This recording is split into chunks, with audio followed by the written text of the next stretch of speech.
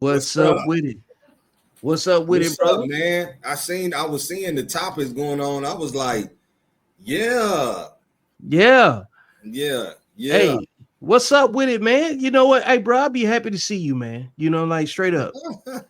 Bro, could we be in the trenches with this? You know what I'm saying? And when we have our little recap calls from time to time, because you know, like a lot of people think, I don't know what they think. I don't care what they think. I know we be in the trenches with it.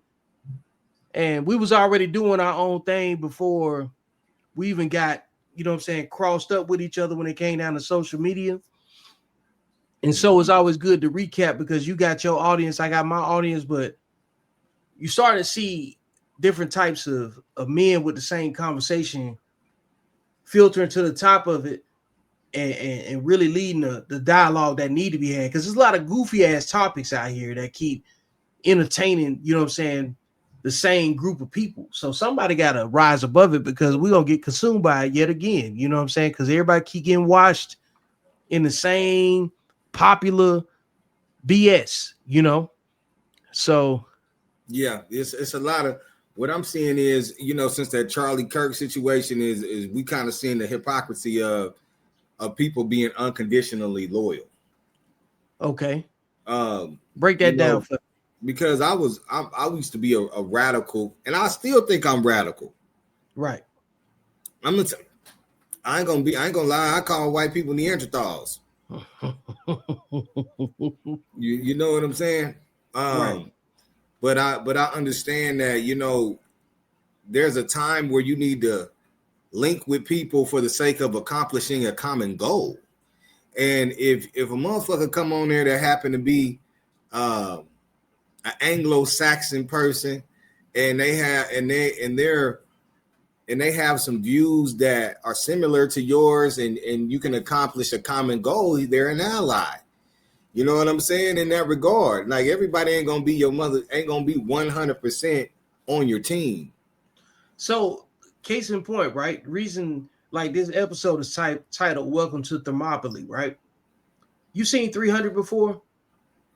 Oh yeah, yeah. Okay. Remember when the Spartans was getting ready to, you know, like make their movement, and then the Greeks popped up with him, was like, you only have 300 men?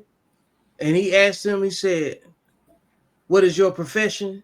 And all of the Greeks said, I'm like I'm a potter, I'm a blacksmith, I'm all of this, right? And then he said, Spartans, what is your profession? They said, ooh, you know, they let him know that like we just here for fighting. You know what I'm saying? That's it, right? All them folks on the same sheet of music. Everybody else was trying to identify by what other people see them as instead of just saying I'm a warrior, right?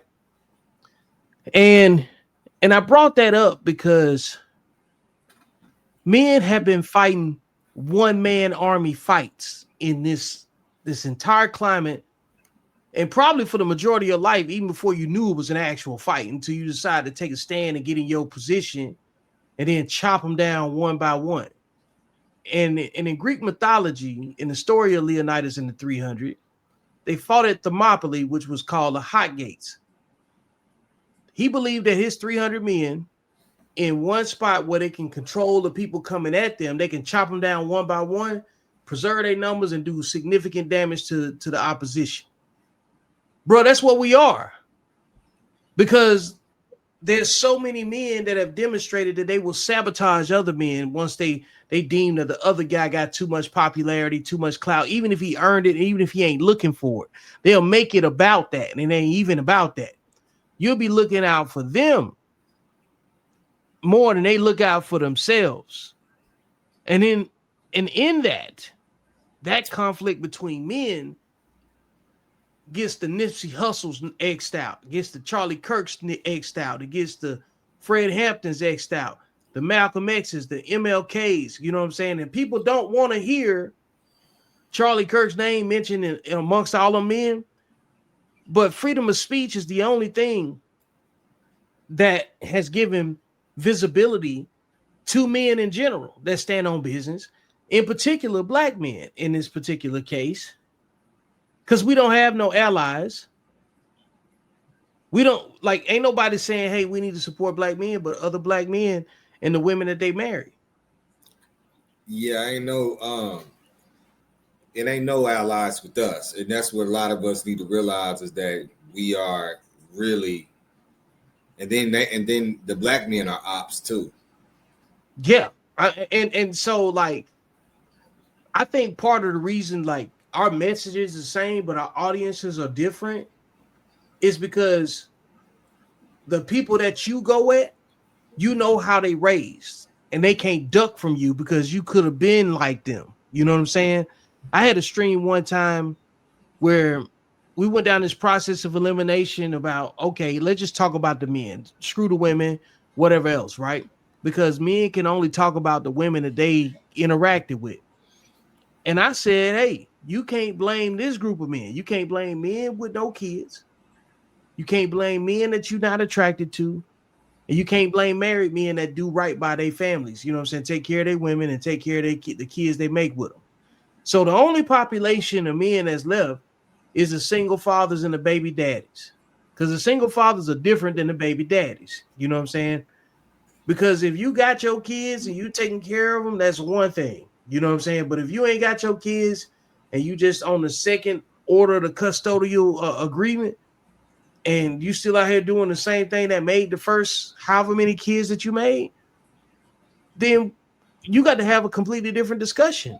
You know what I'm saying? Everybody can't get in that discussion because everybody don't even understand what that is.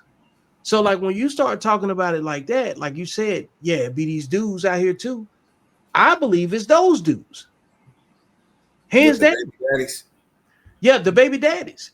Because Yeah, I was a baby daddy. yeah. I didn't get it together. I had 3 kids before I was 21. How did you but talk to me about this, right? I don't have your experience. You don't have mine, but you got the experience of a lot of men that don't want to be honest about their equity in a situation. Would you agree with that? Absolutely. I think I've been through I think that what I went through in the black man experience, because I'm part of the black man experience. Okay. You understand what I'm saying? But I'm from the gut of it. So I get whatever anybody else gets above this from every tier up. But also I've been through it from the bottom. And now I'm the nerd. Now they look at me like a square, a nerd, a geek, a lame. But I come from the bottom of it. Like I was literally born outside of a marriage. Talk about that part. Okay, so my daddy was married to his wife and had me with another woman 30 miles away from where he stayed. My dad was living a middle class life. My mama was in the hood. Okay.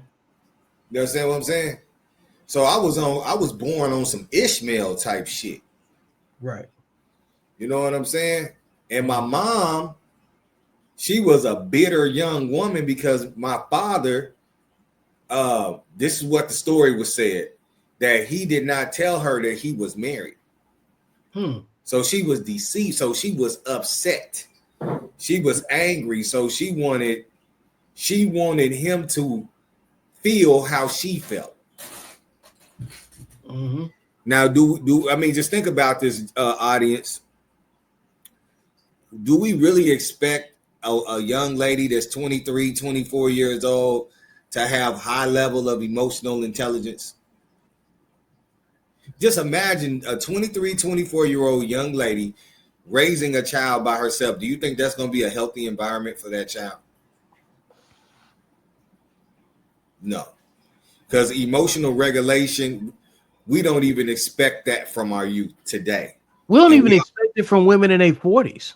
Exactly, bro. So you got a little kid that's growing up in an environment where the woman has disdain for the man. And it might be even rightfully so. So I grew up with, being dropped off at my dad's house and she driving off. I grew up with the her ramming her vehicle in the back of this nigga car type shit. And I'm in the hood too. So I always tell people all the time, my mama was a first generation baby mama.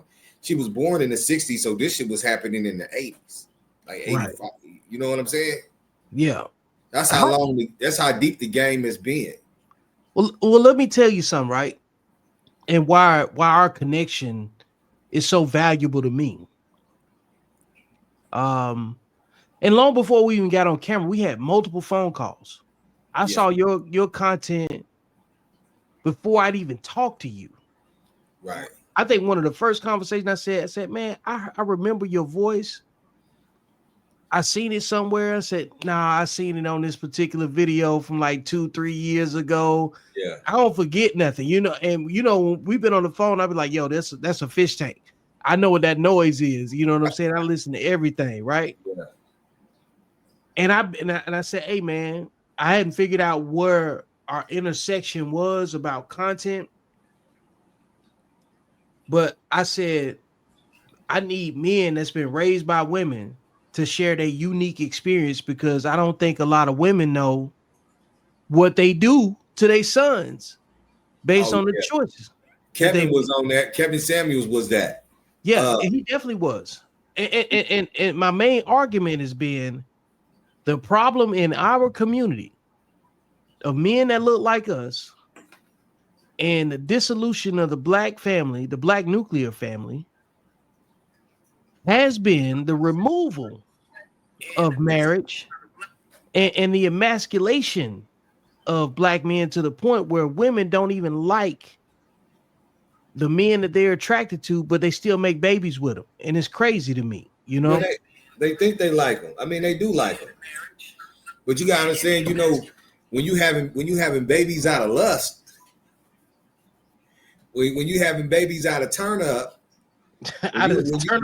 when you having babies out of exterior desires, when you are making something, when you turn something sacred into something casual, then you're gonna end up getting this. You know, I got a lot of the women I got pregnant, not because of my core values, but because of my what the young people might call aura or riz. You understand what I'm saying? Right. And they didn't know that I was an emotionally unregulated, hypersensitive motherfucking bitch ass nigga. They didn't know that. Yeah, they didn't know that once they remind me of my mom, I'm going up top. What they say, once you pop, ooh, you can't stop. Yeah. Hey, they didn't know that. You know what I'm saying? But they was gonna learn. And so here's the thing, right? You was the first dude that I could talk to about that and be like, yo, I'm finna say something, and his reaction gonna tell me how far I can go with this. You know what I'm saying? I believe that our major problem is the bitch ass niggas that keep making babies. You know what I'm saying? Outside of wedlock, they can't control their emotions. They can't do this and can't do that. And when the way you handled that, I was like, that man, no. You know what I'm saying? Because I know what mistake. Everybody know what mistakes they made when they made them. You know what I'm saying? Yeah. However well intended or nefariously intended, at some point you got to sit back as a man and say, I ain't have to do that. Whatever your level is, you know what I'm saying? And when you sat back and you paused for a second, you didn't even hesitate. You went right into it. And I was like, that's what I'm talking about.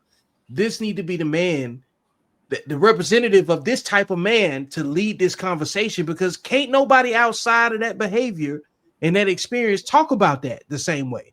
Because it's going to sound like I'm just clowning. You know what I'm saying? It's going to sound like I'm making it up, because I've been telling women, they'll hit me up and say, well, what about the man, or what about this? Number one, everybody's responsible for themselves. And again, they be making up excuses for behavior that they wouldn't accept from their own kids. So they do know better, you know, but we need men to lead that discussion, you know. Look like our boy didn't jumped in the damn chat. Oh, he coming on. Glad you made it this far. First thing I want you to do is go ahead and click subscribe. Make sure you like and share and support. and subscribe to the notifications. Then when you get here, I want you to click the podcast link. You see that? Then I want you to go over there to where the arrows are pointing to the Beyond the Algorithm playlist and subscribe there. That way you get all of the updates. And now we'll continue. All right, folks. Appreciate you sticking with me to the end. This has been another episode of Beyond the Algorithm. Make sure you like, share, and subscribe. Go get the book. And most importantly, I will see you beyond the algorithm, because that's where life actually happens.